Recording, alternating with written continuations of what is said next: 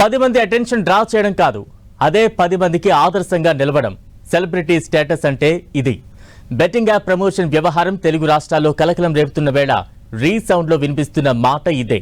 తెర మీద మాత్రమే హీరోలం, తెర మీద మాత్రమే నీతులకు పరిమితం అన్నట్లుంది మన సెలబ్రిటీల వ్యవహారం. బెట్టింగ్ యాప్లపై సీరియస్ గా ఉన్న తెలంగాణ సర్కార్ వాటిని ప్రమోషన్ చేసిన నటులపై కేసులు ఫైల్ చేస్తోంది. మరోవైపు ఇదేనా మీ సోషల్ రెస్పాన్సిబిలిటీ? జస్ట్ ఆస్కింగ్ అంటూ సెలబ్రిటీలను ఏకి పాడేస్తున్నారు నెటిజన్స్. డ్రగ్స్ కేసులు, రేవ్ పార్టీలు, బెట్టింగ్ యాప్లు. సెలబ్రిటీలకు బాధ్యత ఉండక్కర్లేదా అనే ప్రశ్నలు. బెట్టింగ్ యాప్ ప్రమోషన్లపై జనం సీరియస్.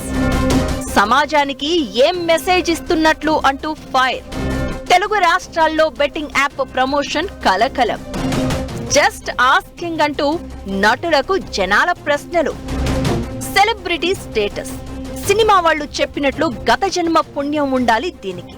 నిజమే, అంత అద్భుతమైన హోదాను నీచమైన పనులకు వాడుకుంటే ఎలా? ఇప్పుడు ఇదే ప్రశ్న తెలుగు రాష్ట్రాల జనాల్లో వినిపిస్తోంది.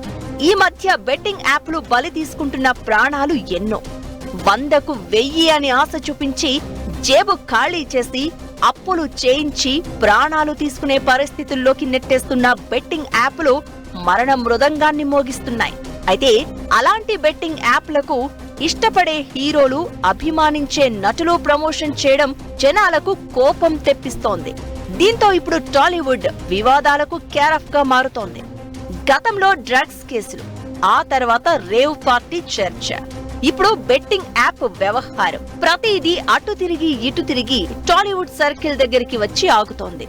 వీళ్ళ సెలబ్రిటీలు ఇదా వీళ్లు చేసే పని? బాధ్యత ఉండక్కర్లేదా అనే కోపాలు కనిపిస్తున్నాయి. అక్రమ బెట్టింగ్ యాప్ల విషయంలో హైదరాబాద్ పోలీసులు సంచలన నిర్ణయాలు తీసుకున్నారు. దీన్ని ప్రోత్సహించిన ప్రతి ఒక్కరి మీద కేసులు ఫైల్ చేస్తున్నారు.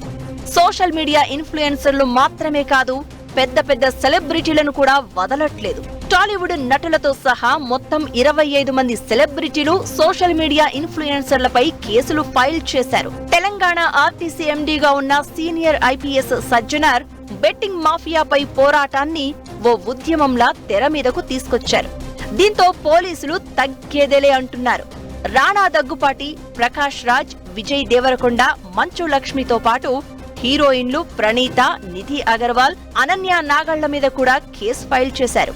ఇక సిరి హనుమంతు, శ్రీముఖి, వర్షిణి సౌందరరాజన్, వాసంతి కృష్ణన్, శోభా శెట్టి, విష్ణుప్రియ, హర్ష సాయి, బయ్యా సన్నీ యాదవ్, శ్యామల, టేస్టీ తేజ, రీతూ చౌదరి, ఇలా సోషల్ మీడియా ఇన్ఫ్లుయెన్సర్లపై కూడా కేసు ఫైల్ అయింది.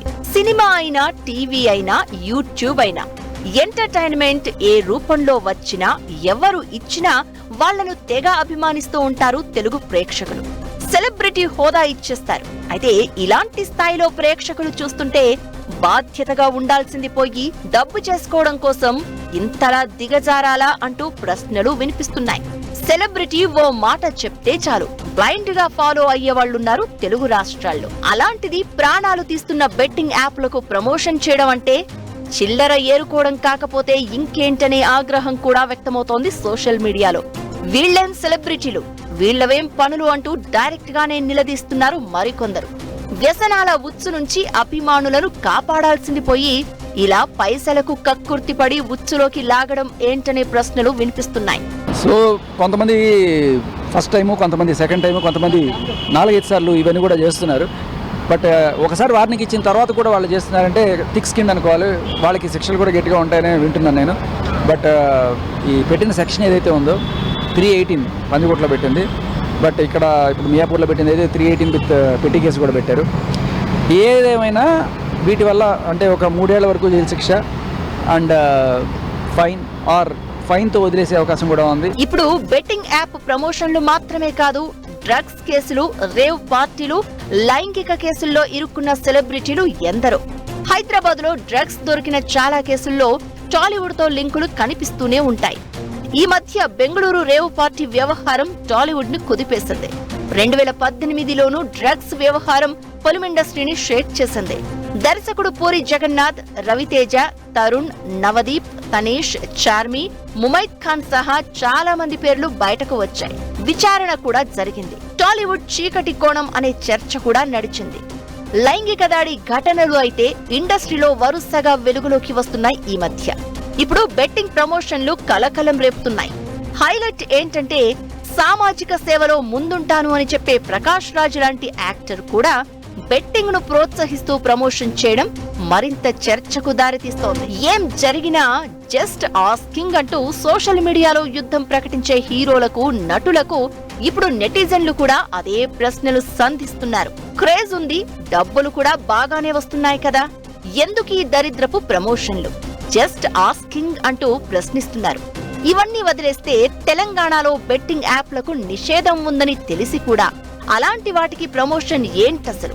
సిగరెట్, మందు తాగితే పోతారు, మంచి అంటే ఇది, మానవత్వం అంటే ఇది అంటూ ఫైటింగ్ చేసి మరీ సినిమాలలో 2.5 గంటలు పతీత్తు డైలాగులు వేసే నటులు చేసేది చేయాల్సింది ఇదా?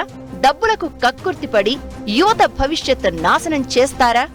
ఇదేనా వీళ్ల సోషల్ రెస్పాన్సిబిలిటీ అంటే? బాధ్యత ఉండక్కరలా అంటూ ఫైర్ అవుతున్నారు మరికొందరు.